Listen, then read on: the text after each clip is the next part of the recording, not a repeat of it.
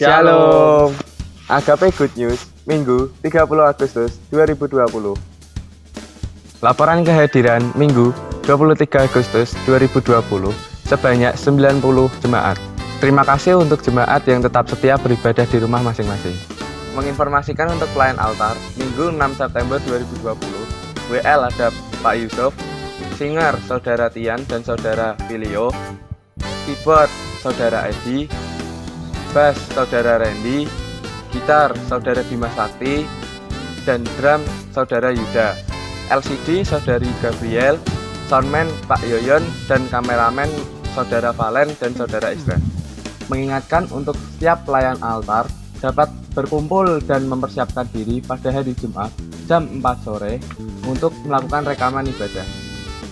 Petugas sekolah minggu tanggal 6 September 2020, Indria, Ibu Ana, Pratama, Saudari Mia, Madia, Saudari Jantika, dan Tunas Muda, Ibu Eri dan Ibu Ruth, serta mengajak Bapak Ibu Saudara untuk terus mendukung anak-anak di dalam sekolah minggu online pada pukul 9.30 setelah kegiatan ibadah online. Kiranya Bapak Ibu dapat terus mendukung pertumbuhan dan perkembangan anak-anak di dalam Tuhan Yesus.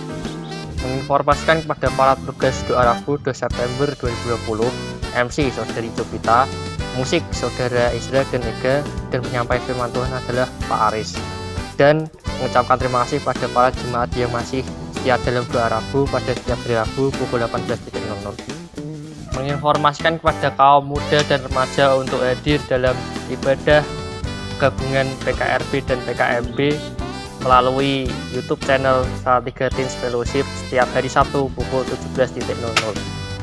Gereja mengucapkan selamat ulang tahun kepada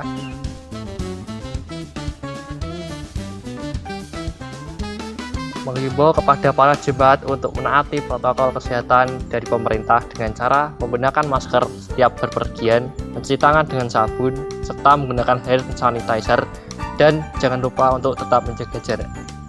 Mengucapkan terima kasih pada para jemaat yang telah memberikan dukungannya berupa doa, like, dan subscribe. Kiranya Bapak Ibu Saudara tetap setia dan semangat dalam beribadah. Tuhan Yesus memberkati.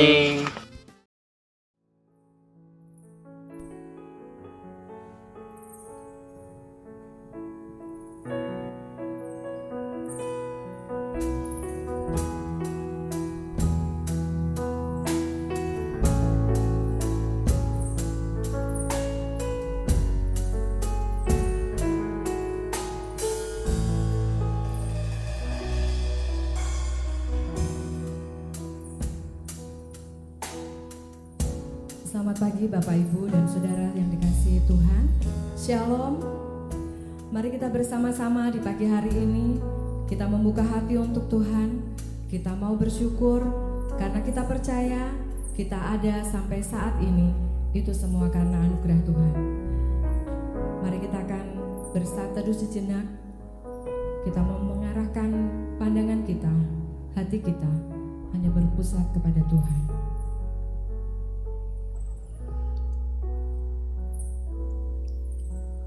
Adalah baik untuk menyanyikan syukur kepada Tuhan dan untuk menyanyikan mazmur bagi namamu ya yang maha tinggi, untuk memberitahukan kasih setiamu di waktu pagi dan kesetiaanmu di waktu malam, sebab telah kau buat aku bersuka cita ya Tuhan dengan pekerjaanmu, karena perbuatan tanganmu aku akan bersorak-sorai.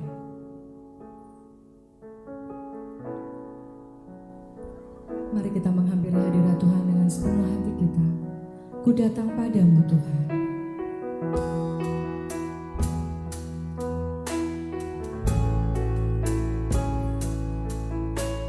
Ini puji-pujian kami Tuhan. Ini penyembahan kami Tuhan.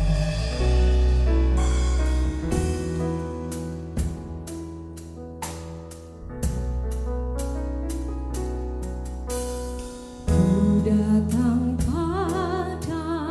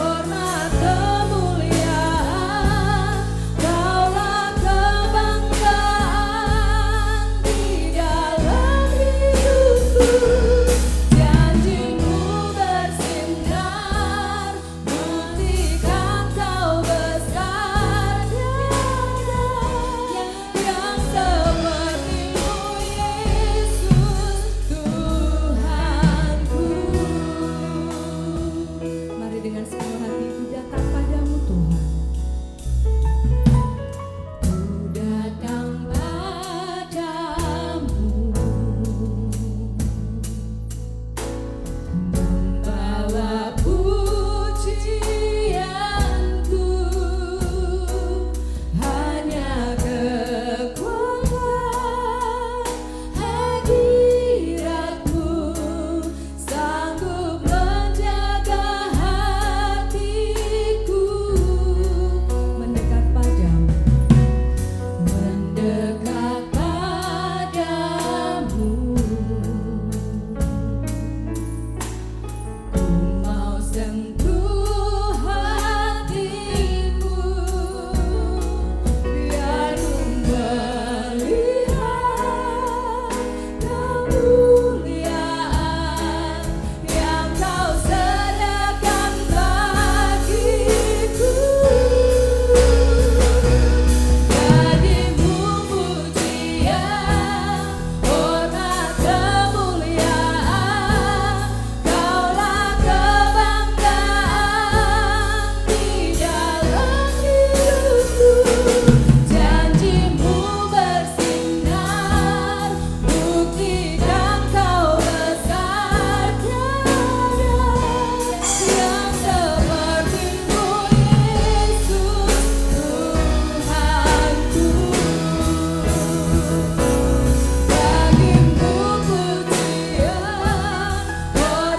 kemuliaan, Kaulah kebanggaan di dalam hidupku.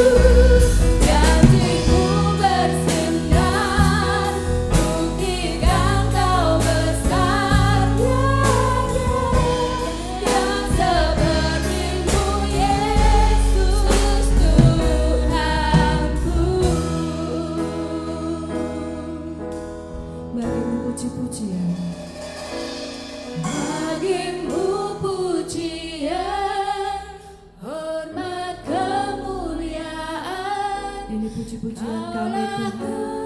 Kebanggaan di dalam hidupku. Janjimu bersinar, buktikan Kau besar tiada yang seperti-Mu Yesus Tuhanku. Bagimu pujian, bagimu pujian, hormat, kemuliaan, Kaulah kebanggaan di dalam hidupku. Janjimu bersinar, buktikan Kau besar tiada yang seperti-Mu Yesus tiada yang seperti-Mu Yesus tiada yang seperti-Mu Yesus Tuhanku.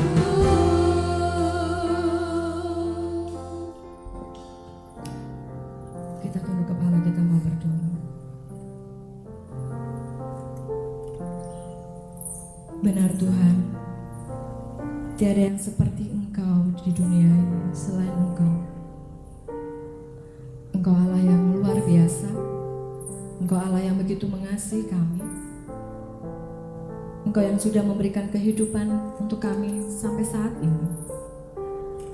Kalau kami saat ini boleh ada di tempat ini Tuhan, itu semua karena anugerah-Mu dan bukan karena kekuatan kami ada. Kami bersyukur Tuhan, kami boleh merasakan kasih dan anugerah yang luar biasa. Oleh karena itu kami pada pagi hari ini menghampiri hadirat-Mu. Kami mau sujud di hadapan-Mu Tuhan. Kami mau membawa puji-pujian kami. Karena kami percaya saat kami menyembah-Mu, saat puji-pujian kami dinaikkan, kuasa-Mu, mujizat-Mu dinyatakan atas kami. Bertahtalah Tuhan atas puji-pujian dan penyembahan kami pada pagi hari ini. Kiranya Engkau memberkati ibadah kami dari awal sampai dengan akhirnya nanti.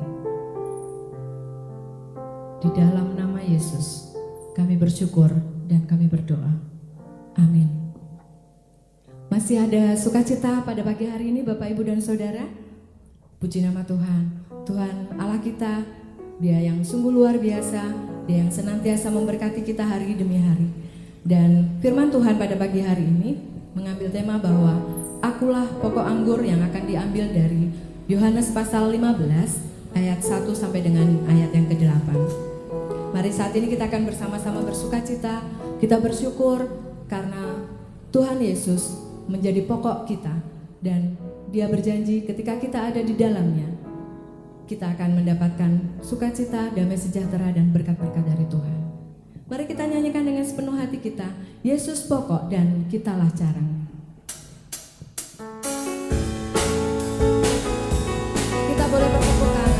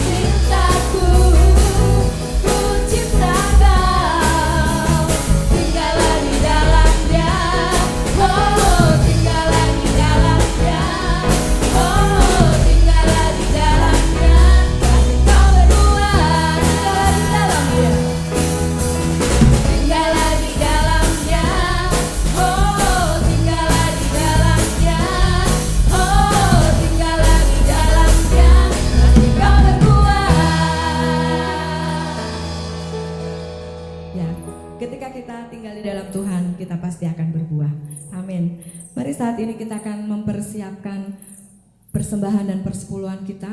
Tuhan sudah memberkati kita sepanjang hari, dan saat ini tiba saatnya kita untuk memberikan yang terbaik untuk Tuhan melalui harta kita.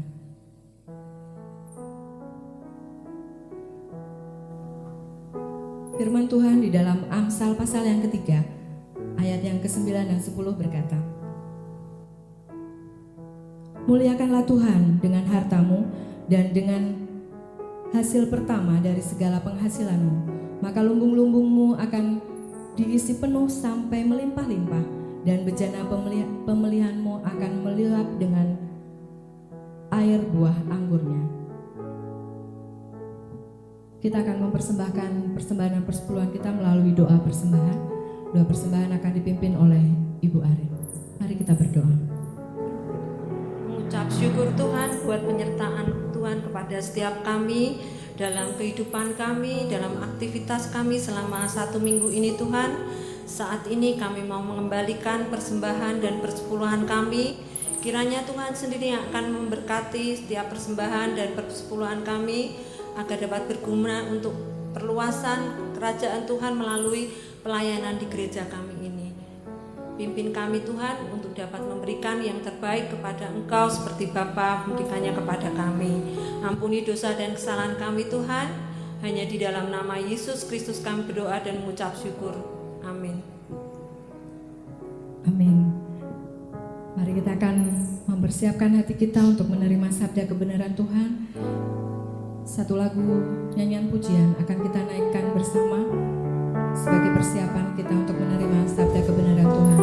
Suaramu kurindukan, buka telingaku. Suaramu kurindukan, diamkan jiwaku.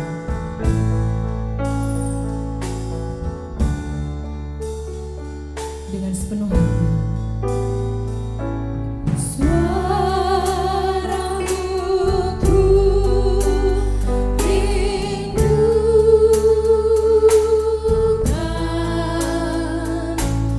Buka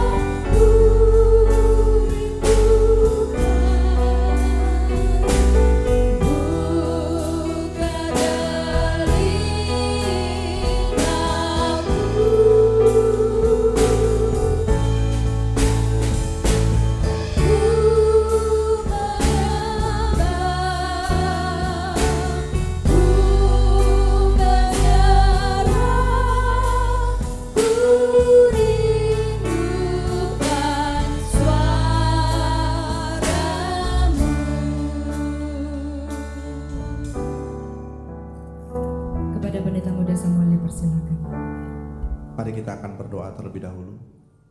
Bapa, kami datang ke hadirat-Mu, mengucap syukur untuk berkat-Mu yang Tuhan limpahkan atas hidup kami pada pagi hari ini. Kami mau bersama-sama belajar firman-Mu ya Tuhan. Berbicaralah kepada kami secara yang jelas. Tuhan memampukan hamba-Mu menyampaikan setiap kebenaran sesuai dengan kehendak-Mu, dan kami semua umat-Mu boleh duduk diam untuk sungguh-sungguh mendengar firman-Mu dan boleh melakukannya dalam kehidupan kami. Terima kasih Tuhan, terpujilah kiranya nama-Mu. Di dalam nama Tuhan kami Yesus Kristus kami berdoa dan kami bersyukur. Haleluya, amin. Shalom Bapak Ibu dan saudara-saudara yang terkasih di dalam Tuhan Yesus Kristus. Saya berharap Bapak Ibu tetap semangat, tetap bersukacita, karena sekalipun kita di rumah masing-masing, kita masih boleh merasakan hadirat Tuhan di tengah-tengah keluarga kita. Dan pagi hari ini kita akan bersama-sama belajar firman Tuhan. Judul firman Tuhan pada pagi hari ini adalah Akulah pokok anggur yang benar. Bagian firman Tuhan yang terambil dari Yohanes 15 ayat yang pertama sampai dengan ayat yang ke-8. Saya mengajak Bapak Ibu untuk membuka Alkitab dan kita akan membaca bagian firman Tuhan ini. Saya akan membacakan bagi Bapak Ibu Saudara sekalian. Silakan Bapak Ibu boleh menyimak di dalam Alkitab masing-masing dalam pembacaan kita pada pagi hari ini. Yohanes 15 ayat yang pertama sampai dengan ayat yang ke-8, demikian firman Tuhan. Akulah pokok anggur yang benar dan Bapakulah pengusahanya. Setiap ranting padaku yang tidak berbuah dipotongnya, dan setiap ranting yang berbuah dibersihkannya, supaya ia lebih banyak berbuah. Kamu memang sudah bersih karena firman yang telah kukatakan kepadamu. Tinggallah di dalam aku dan aku di dalam kamu. Sama seperti ranting tidak dapat berbuah dari dirinya sendiri kalau ia tidak tinggal pada pokok anggur, demikian juga kamu tidak berbuah jikalau kamu tidak tinggal di dalam aku. Akulah pokok anggur dan kamulah ranting-rantingnya. Barang siapa tinggal di dalam aku dan aku di dalam dia, ia berbuah banyak. Sebab di luar aku kamu tidak dapat berbuah apa-apa. Barang siapa tidak tinggal di dalam aku, ia dibuang keluar seperti ranting dan menjadi kering. Kemudian dikumpulkan orang dan dicampakkan ke dalam api lalu dibakar. Jikalau kamu tinggal di dalam aku dan firman-Ku tinggal di dalam kamu, mintalah apa saja yang kamu kehendaki dan kamu akan menerimanya. Dalam hal inilah Bapa-Ku dipermuliakan, yaitu jika kamu berbuah banyak, dan dengan demikian kamu adalah murid-murid-Ku. Nah Bapak Ibu Saudara yang terkasih di dalam Tuhan Yesus Kristus, berbeda dengan pernyataan Yesus yang lain tentang siapakah dirinya yang disampaikan kepada orang banyak, maka pernyataan Yesus tentang akulah pokok anggur yang benar ini adalah sebuah pernyataan yang disampaikan Yesus, yang disampaikan di dalam konteks berhadapan dengan murid-muridnya saja. Hanya ada 11 orang murid yang ada bersama-sama dengan Yesus ketika Yesus berkata, akulah pokok anggur yang benar.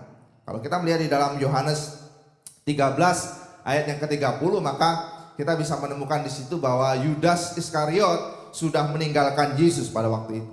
Dan kalau kita melihat di dalam konteksnya, di dalam teks terdekat dari bagian firman Tuhan ini, maka pernyataan Yesus tentang akulah pokok anggur ini menjadi semacam khotbah perpisahan atau khotbah terakhir Yesus bagi murid-muridnya. Mari kita melihat di dalam Yohanes pasal yang ke-14 ayat yang ke-30 sampai dengan ayat yang ke-31. Di situ dikatakan demikian. Tidak banyak lagi aku berkata-kata dengan kamu. Artinya sudah tidak banyak waktu lagi Yesus bersama-sama dengan muridnya. Sebab penguasa dunia ini datang dan ia tidak berkuasa sedikit pun atas diriku, tetapi supaya dunia tahu bahwa aku mengasihi Bapa dan bahwa aku melakukan segala sesuatu seperti yang diperintahkan Bapa kepadaku. Bangunlah, marilah kita pergi dari sini. Nah saudara-saudara yang terkasih di dalam Tuhan Yesus Kristus, ayat ini menjelaskan kepada kita bahwa Yesus akan dihianati, Yesus akan ditangkap dan kemudian disalibkan, dan meskipun semuanya itu terjadi bukan karena Yesus tidak berkuasa atas kematian, melainkan karena Yesus mau melakukannya karena ia mengasihi Bapa dan Yesus mau menggenapkan rencana Bapaknya. Tetapi Yesus sadar bahwa penyalipan atas dirinya akan menyebabkan murid-muridnya tergoncang. Apa yang terjadi atas diri Yesus, pengkhianatan, penangkapan dan penyalipan yang terjadi pada diri Yesus akan membuat murid-murid berada di dalam ancaman. Yesus tahu bahwa penyalipannya akan membuat murid-murid berada dalam godaan untuk mundur dari pelayanan. Bahkan apa yang terjadi dengan Yesus bisa menyebabkan murid-murid mengalami kerenggangan hubungan di antara mereka. Nah, saudara-saudara yang terkasih di dalam Tuhan Yesus Kristus, dalam situasi inilah kemudian Yesus hadir dan berkata kepada 11 orang muridnya bahwa akulah pokok anggur yang benar dan Bapakkulah pengusahanya.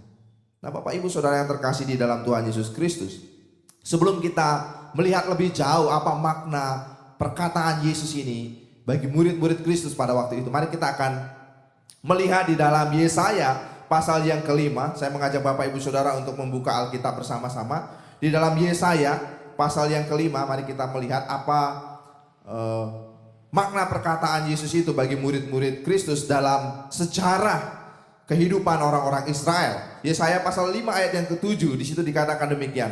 Sebab kebun anggur Tuhan semesta alam ialah kaum Israel dan orang Yehuda. Ialah tanam-tanaman kegemarannya. Dinantinya keadilan tetapi hanya ada kelaliman. Dinantinya kebenaran tetapi hanya ada keonaran. Nah, saudara-saudara yang terkasih di dalam Tuhan Yesus Kristus, kalau kita melihat atau mundur ke belakang jauh kepada sejarah yang terjadi di dalam kehidupan orang-orang Israel, maka sebenarnya Yesaya menyatakan kepada kita pada hari ini bahwa kebun anggur Tuhan semesta alam itu ialah kaum Israel. Kita bisa melihat di dalam pasal yang kelima ayat yang ke-7 dari kitab Yesaya bahwa orang-orang Yehuda atau orang-orang Israel itu adalah kebun anggur Tuhan semesta alam. Dan mereka menjadi tanam-tanaman kegemaran Tuhan. Tetapi fakta yang terjadi adalah bahwa orang Israel yang menjadi pokok anggur yang benar itu tidak menghasilkan buah-buah anggur yang baik. Kalau kita melihat di dalam ayat yang ke-7 bagian B, di situ dikatakan ketika dinantinya keadilan yang timbul hanyalah kelaliman. Ketika dinantikannya kebenaran yang muncul hanyalah keonaran saja. Nah, Bapak Ibu Saudara yang terkasih di dalam Tuhan Yesus Kristus, inilah yang terjadi dengan pokok anggur Allah yang adalah umat Israel itu. Umat Allah yang menjadi pokok anggur Tuhan itu tidak menjadi berkat bagi sesamanya. Mereka hanya menghadirkan kelaliman dan keonaran. Mereka menjadi umat yang tidak setia, umat yang tidak taat, umat yang memberontak kepada Tuhan, umat yang tidak menyenangkan hati Tuhan. Nah, saudara-saudara terkasih di dalam Tuhan Yesus Kristus, karenanya ketika Yesus mengatakan akulah pokok anggur yang benar dan Bapakkulah pengusahanya, sesungguhnya Yesus sedang menguatkan murid-muridnya dalam perjalanan iman mereka sebagai pengikut Kristus. Melalui perkataannya ini Yesus sedang mengingatkan atau menguatkan murid-muridnya agar mereka tidak perlu takut terhadap situasi penolakan yang terjadi di dalam kehidupan orang-orang Yahudi pada waktu itu. Yesus sedang berbicara kepada murid-muridnya bahwa Dia adalah jaminan bahwa Dia akan memberikan kekuatan, Dia akan memberikan kemampuan agar murid-murid Kristus pada waktu itu tetap berbuah, tetap menghasilkan sesuatu yang menyukakan hati Tuhan meskipun mereka harus menghadapi tantangan. Nah, saudara-saudara yang terkasih di dalam Tuhan Yesus Kristus, perkataan Yesus tentang akulah pokok anggur yang benar sesungguhnya menjadi sebuah penegasan bagi kita bahwa sekalipun dunia menolak kita, sekalipun dunia mungkin tidak menginginkan keberadaan kita, tetapi Tuhan menjadi jaminan bagi kita untuk kita bisa menghasilkan kehidupan yang menyukakan hati Tuhan. Tuhan menjadi jaminan bagi kita untuk kita bisa menghasilkan buah-buah kebenaran, buah-buah pertobatan di dalam kehidupan kita.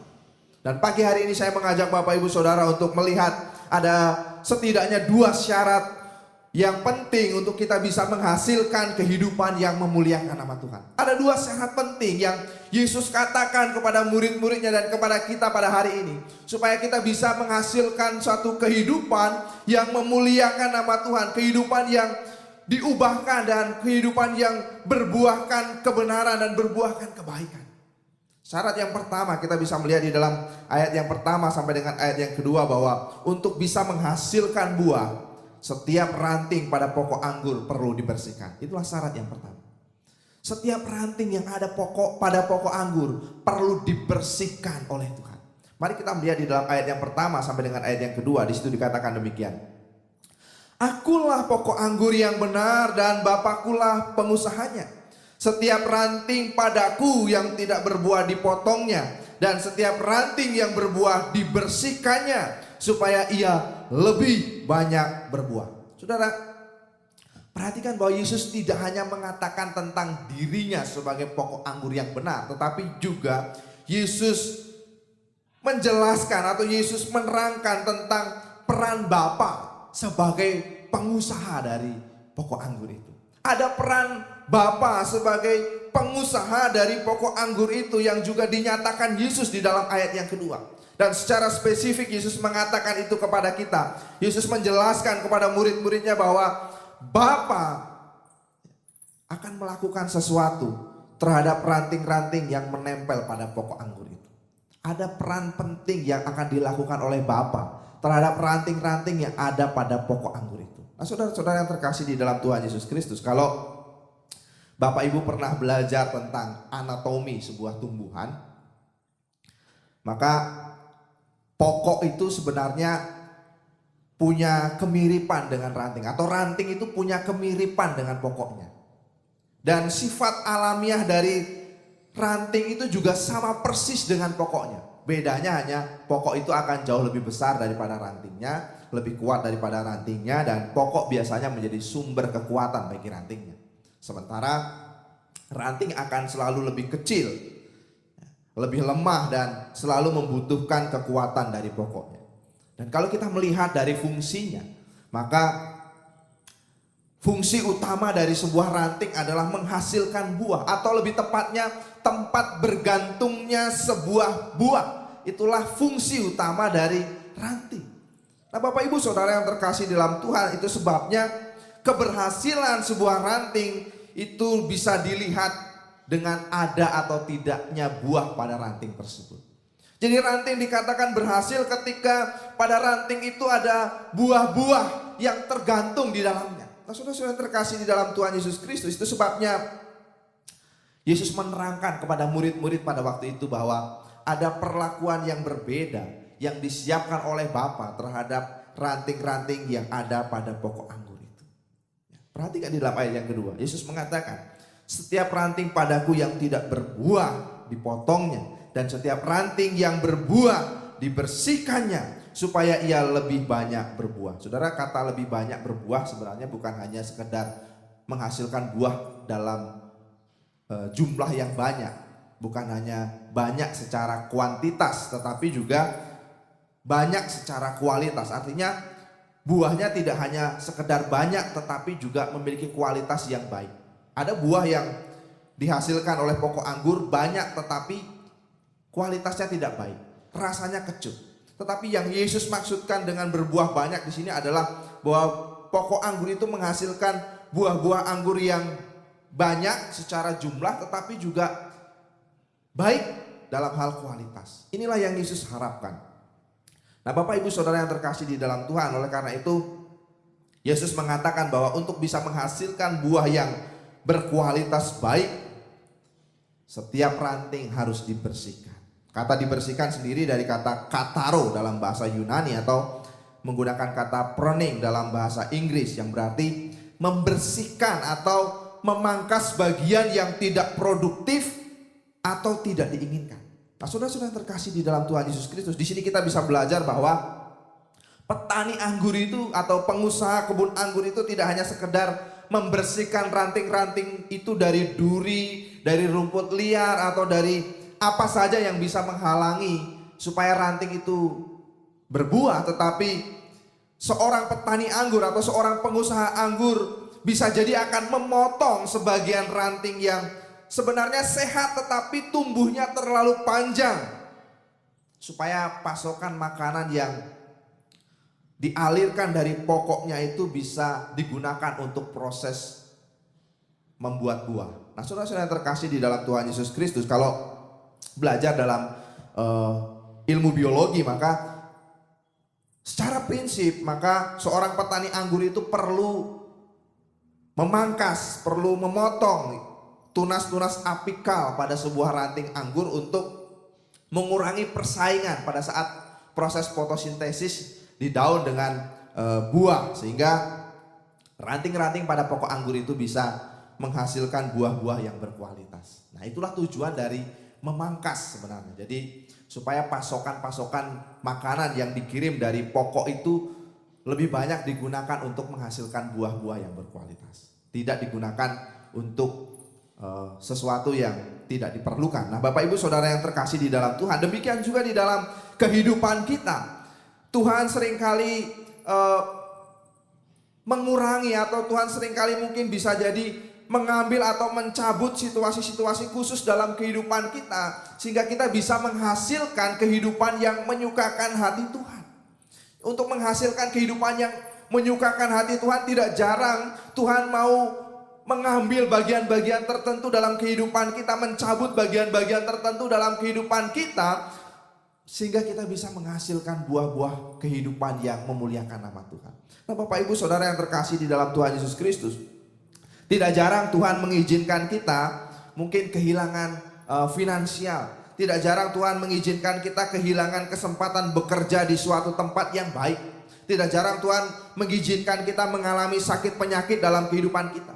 Kadang-kadang juga Tuhan mengizinkan kita untuk gagal dalam meraih cita-cita yang mungkin sudah kita idam-idamkan sejak lama. Kadang-kadang juga Tuhan mengizinkan kita mengalami hal-hal yang sulit terjadi dalam kehidupan kita. Bahkan mungkin Tuhan bisa jadi mengambil orang-orang yang kita cintai.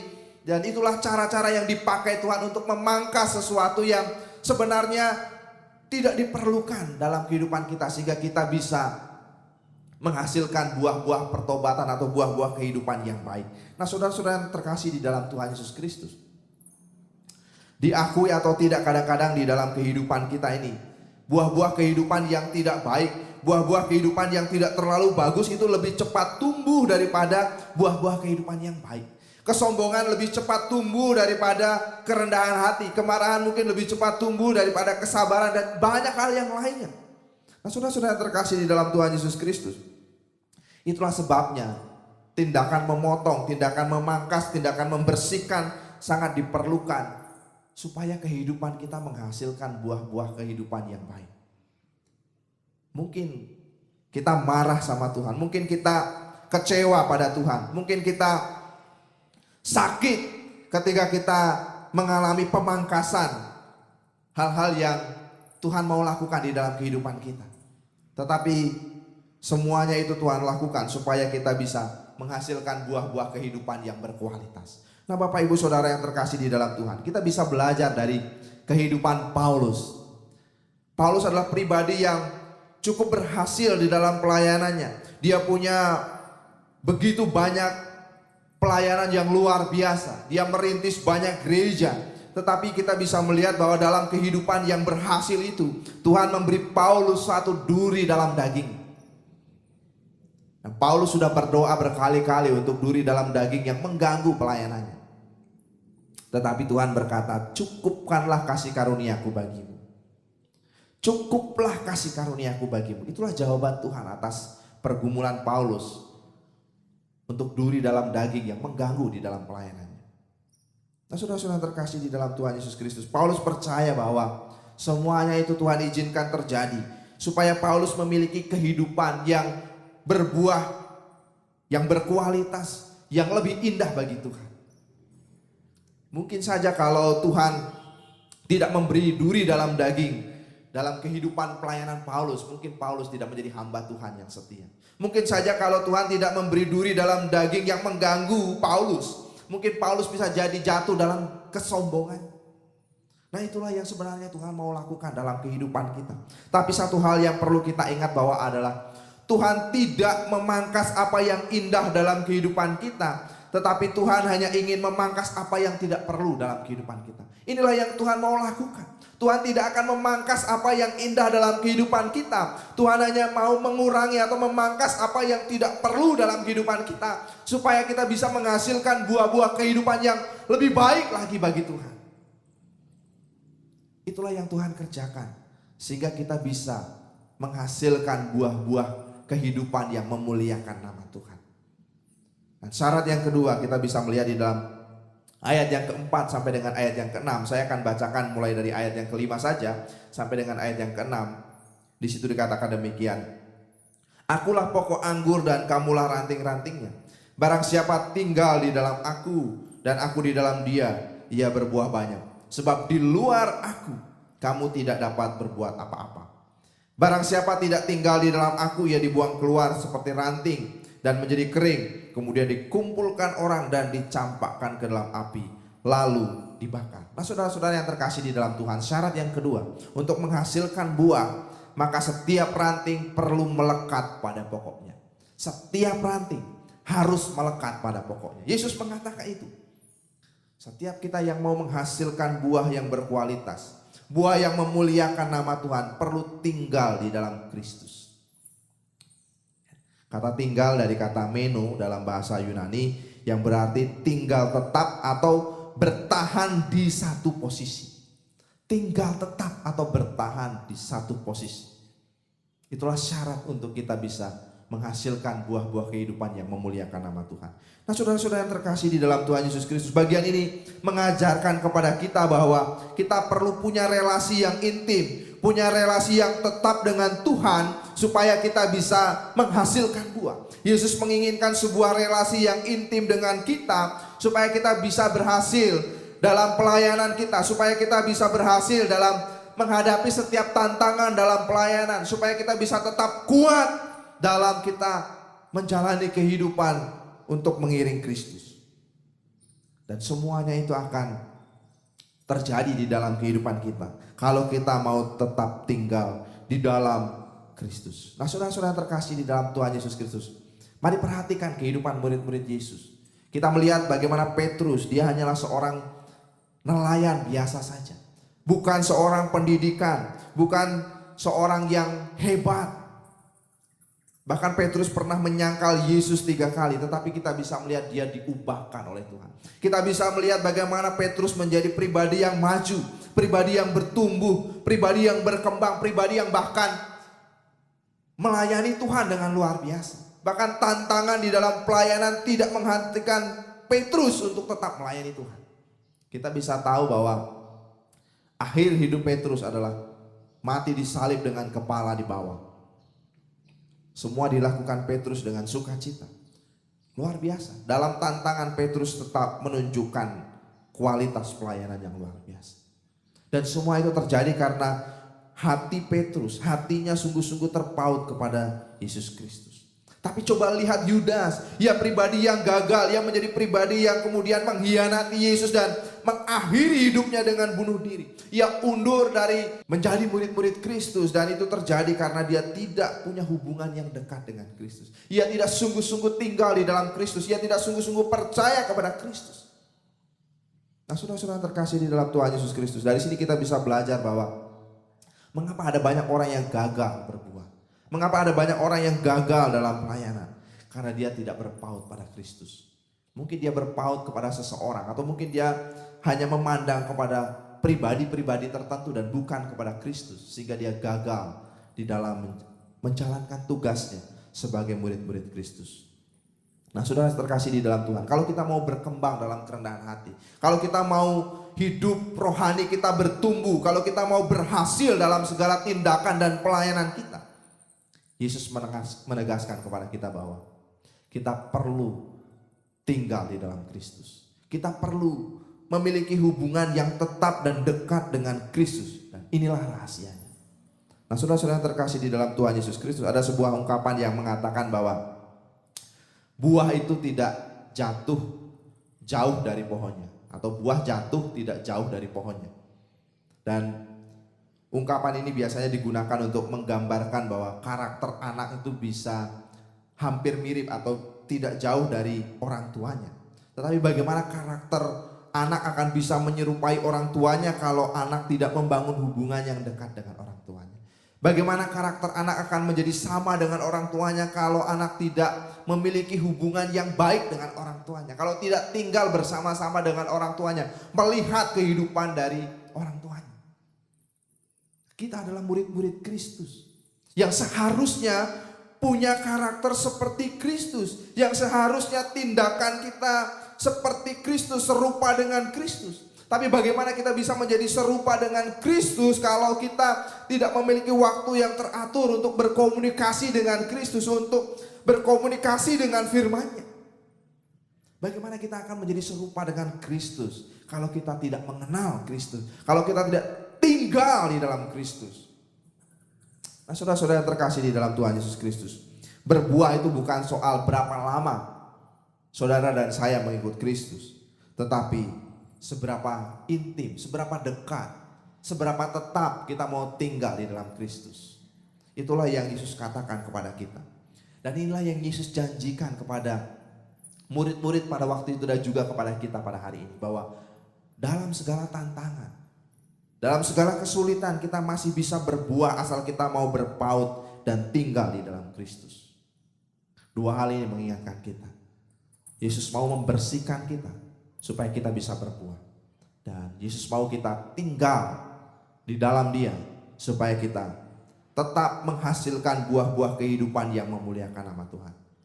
Sebab firman Tuhan di dalam Yohanes 15 ayat yang kelima bagian B dikatakan, sebab di luar aku kamu tidak dapat berbuat apa-apa.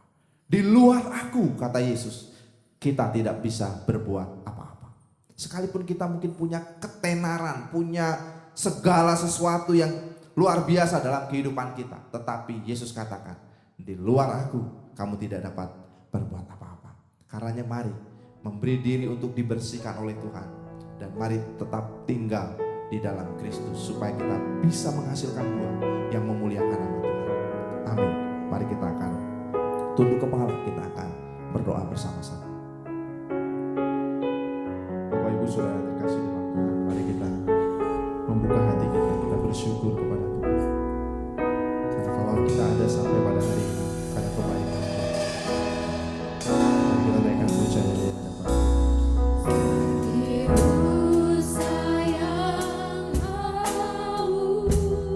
kita boleh pilih hadirat Tuhan dengan kerinduan kita.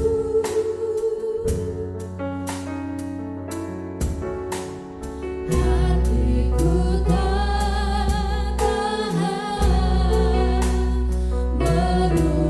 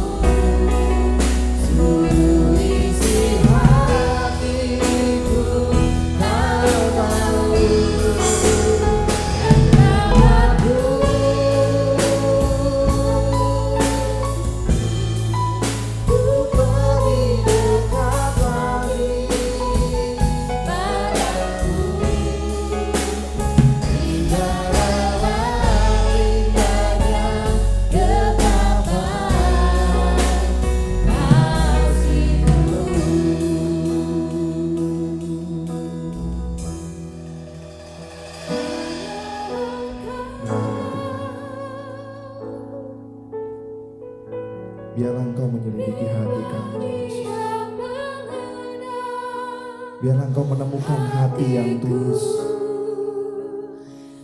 hati yang penuh dengan kerinduan yang mendalam untuk bertemu dengan Engkau, ya Yesus. Seluruh isi hatiku Kau tahu. Benar, Bapa. Biarlah Engkau juga menemukan hati yang rindu, hati yang mau tinggal di dalam Engkau, Tuhan. Hati yang mau melekat dalam dekapan indahnya kasih-Mu, ya Tuhan. Inilah kerinduan hati kami, Bapa. Kami mau terus tinggal dalam indahnya dekapan kasih-Mu. Mari katakan hanya Engkau, Tuhan. Engkau pribadi yang mengenal hati kami.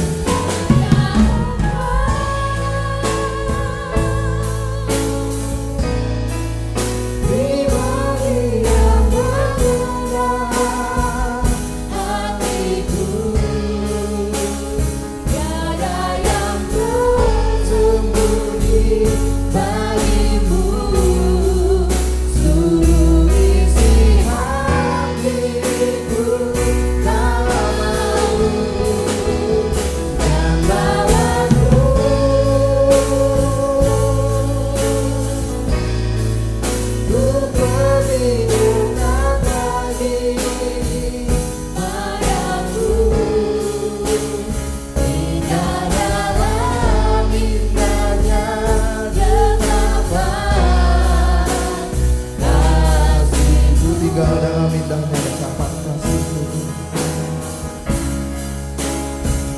Tinggal dalam indahnya dekapan. Benar, Yesus. Kami mau tinggal dalam dekapan indahnya kasih-Mu. Tinggal dalam indahnya dekapan.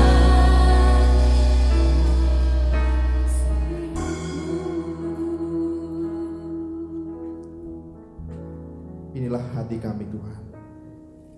Tidak ada yang tersembunyi bagi Engkau. Mari Bapa, biarlah Engkau boleh membawa hati kami semakin dekat dengan Engkau. Kami mau tinggal dalam indahnya dekapan kasih-Mu, Tuhan. Supaya kami berbuah banyak. Supaya kami boleh menghasilkan buah-buah kebenaran, buah-buah pertobatan dalam kehidupan kami. Kami menjadi pribadi yang menyenangkan hati Tuhan. Mari Tuhan, biarlah firman-Mu terus berbicara dalam hati kami. Mari Bapa, Engkau bertata atas kehidupan kami. Sehingga kami menjadi ranting-ranting yang berbuah lebat. Ranting-ranting yang menyukakan hati Tuhan. Terima kasih Tuhan. Kami mengucap syukur kepadamu. Bapa, kami mohon Engkau memberkati bangsa kami. Engkau memberkati kota kami Salatiga. Biarlah berkat damai sejahtera yang daripada Allah terus tercurah atas bangsa kami. Dan situasi sulit yang terjadi saat ini boleh diatasi oleh kuasa Tuhan. Kami percaya Tuhan bekerja melampaui apa yang dapat kami doakan dan pikirkan. Demikian juga Tuhan, biarlah Engkau bekerja atas gereja-Mu di tempat ini. Mengucap syukur untuk penyertaan Tuhan. Dan biarlah berkat yang daripada Allah tercurah juga atas gereja-Mu di tempat ini. Tuhan memberkati gereja ini boleh terus menjadi terang kasih Tuhan. Memancarkan kemuliaan Tuhan. Menjadi berkat bagi sesama. Oleh karena Tuhan hadir di tengah-tengah kami. Biarlah Engkau juga boleh mencurahkan berkat-berkat-Mu atas umat-Mu ya Tuhan. Berkati setiap pribadi. Berkati setiap keluarga. Berkati kami semua dengan kebahagiaan dan sukacita yang daripada Allah. Berkatilah segala pekerjaan kami. Segala jerih lelah kami ya Tuhan. Kami percayakan hidup kami. Sepanjang minggu yang akan kami lalui, bahkan seumur hidup kami mau serahkan kepada Tuhan. Biarlah Engkau Allah sumber berkat, sumber damai sejahtera dan sumber kebaikan senantiasa menyertai kehidupan kami.